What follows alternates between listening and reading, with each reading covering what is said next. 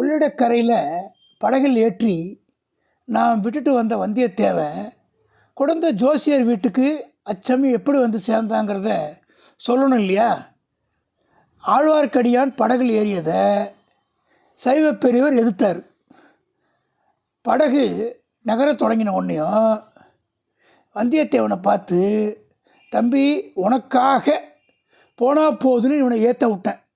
ஆனால் ஓடத்தில் இருக்கிற வரைக்கும் அவன் அந்த 8 எழுத்து பெயரை சொல்லவே கூடாது. சொன்னால் இவனை இந்த கொள்ளிடத்தில் பிடித்து தள்ளிவிட சொல்லுவேன். ஓடக்காரங்கள்லாம் என்னுடைய ஆள் அப்படின்னார் சைவ பெரியவர்.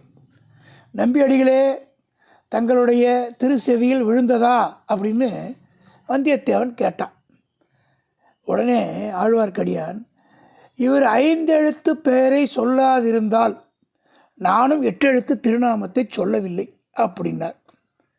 சாக்ஷாத் சிவபெருமானுடைய பஞ்சாட்சர திருமந்திரத்தை சொல்லக்கூடாதுன்னு இவன் யார் தடை போடுறதுக்கு? கற்றுணை பூட்டி கடலில் பாய்ச்சினும் நற்றுணை யாவது நமச்சிவாயவே என்று சைவ பெரியார் கம்பீர கர்ஜனை பண்ணார். நாடினேன் நாடினான் கண்டுகொண்டேன் நாராயணா என்னும் நாமம் என்று ஆழ்வார்க்கடியான் உரத்த குரலில் பாடத் தொடங்கினார். சிவ சிவ சிவா என்று சைவர் 2 காதிலும் கை விரலை வைத்து கொண்டு அடைத்து கொண்டார். ஆழ்வார்க்கடியான் பாட்டை நிறுத்தினதும் சைவர் காதில் வைத்திருந்த விரல்களை எடுத்தார். ஆழ்வார்க்கடியான் வந்தியத்தேவனை பார்த்து, தம்பி நீ ஏன் அந்த வைர சைவரை கொஞ்சம் கேளு. அவர் திருமாலின் பெயரை கேட்பதற்கே இவ்வளோ கஷ்டப்படுறாரு. ஸ்ரீரங்கத்தில் பள்ளி கொண்டிருக்கக்கூடிய பெருமாளின் பாத கமலங்களை அலம்பி விட்டு தான் இந்த கொள்ளிட நதி கீழே வருது. பெருமாளின் பாதம் பட்ட தீர்த்தம் புண்ணிய தீர்த்தம் என்று சிவபெருமான் திருவானைக்காவலில் அந்த தண்ணீரிலேயே மூழ்கி தவம் செய்கிறாரா இல்லையா என்று சொல்வதற்கு உள்ளவே சைவ பெரியார் மிக வெகுண்டு ஆழ்வார்க்கடியான் மீது பாய்ந்தார். படகின் ஓரத்தில் 2 பேரும் கை கலக்கவே படகு கவிழ்ந்துவிடும் போலாச்சு. ஓடக்காரர்களும் வந்தியத்தேவரும் குறுக்கிட்டு அவர்களை விலக்கினார்கள். பக்த சிரோன்மணிகளே, நீங்கள் இருவரும் இந்த கொள்ளிட வெள்ளத்திலே விழுந்து நேரே மோட்சத்துக்கு போக ஆசைப்படுவதாக தோன்றுகிறது. ஆனால் எனக்கு இன்னும் இந்த உலகத்தில் செய்ய வேண்டிய காரியங்கள் மிச்சம் இருக்குது அப்படின்னா வந்தியத்தேவன்.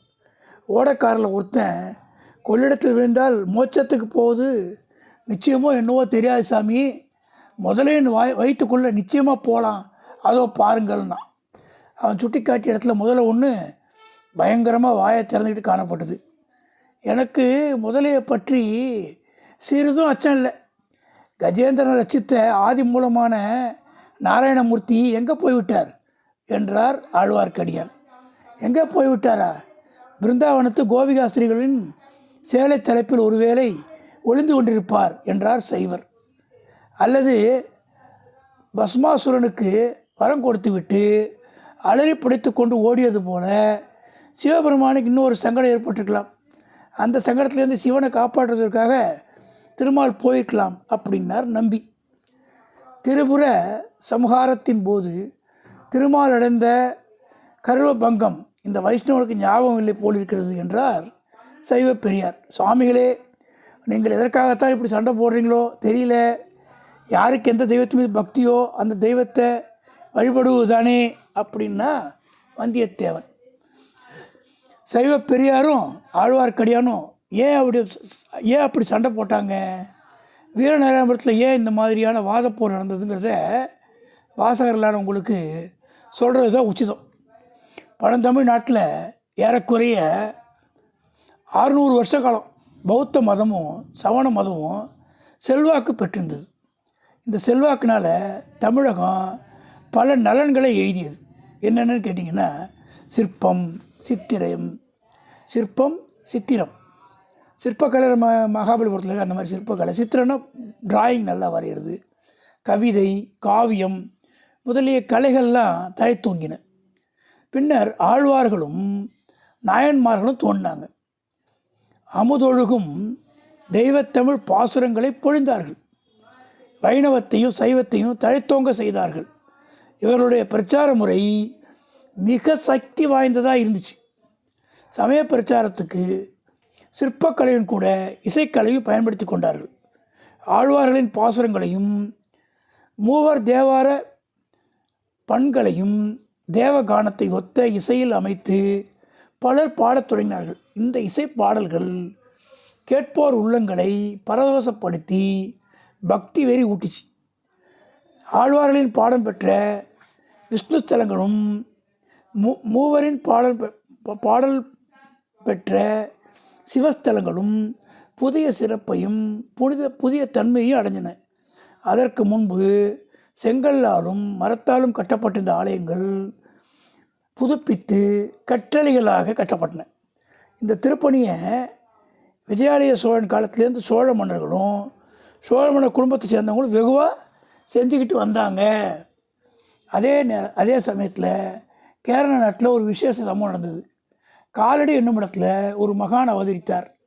இளம் பிராயத்தில் அவர் உலக தொடர்ந்து சன்னியாசி ஆனார். வடமொழியில் உள்ள சகல சாஸ்திரங்களையும் படித்து கரை கண்டார். வேத உபநிஷம், பகவத்கீதை, பிரம்மசூத்திரம் இவற்றின் அடிப்படையில் அத்வைந்த வேதாந்த கொள்கையில் கொடியை நாட்டினார். வடமொழியில் பெற்றிருந்த வித்வத்தின் உதவியினால் பாரத தேசம் முழுவதும் திக்வஜம் செய்து ஆங்காங்கு 8 அத்வைத மடங்களை ஸ்தாபனம் செஞ்சார். இவருடைய கொள்கையை அவலம்பித்த அத்வைத சந்நியாசிகள் நாடெங்கும் பரவி சென்றார்கள். இவ்விதம் தமிழ்நாட்டில் நம் கதை நடந்த காலத்தில், அதாவது சுமார் 980 வருஷங்களுக்கு முன்னாடி, அதாவது 1950 இந்த கதை எழுதப்பட்டது. அதுக்கு முன்னாடி கிட்டத்தட்ட 1000 வருஷம் முன்னாடி பெரியதொரு சமய கொந்தளிப்பு ஏற்பட்டிருந்தது. இந்த கொந்தளிப்பிலிருந்து தீங்கு தரும் அம்சங்கள் சிலவும் தோன்றி பரவின. வீர வைஷ்ணவர்களும் வீர சைவர்களும் ஆங்காங்கு முளைத்தார்கள். இவர்கள் கண்ட இடங்களிலெல்லாம் சண்டைக்கு இறங்கினார்கள். இந்த வாதப்போர்களில் அத்வைதிகளும் கலந்து கொண்டார்கள். சமயவாத போர்கள் சில சமயம் அடிதடி சண்டைகளாக பரிமித்தன. அந்த காலத்து சைவ வைஷ்ணவ போரை விளக்கும் அருமையான ஒரு கதை உண்டு.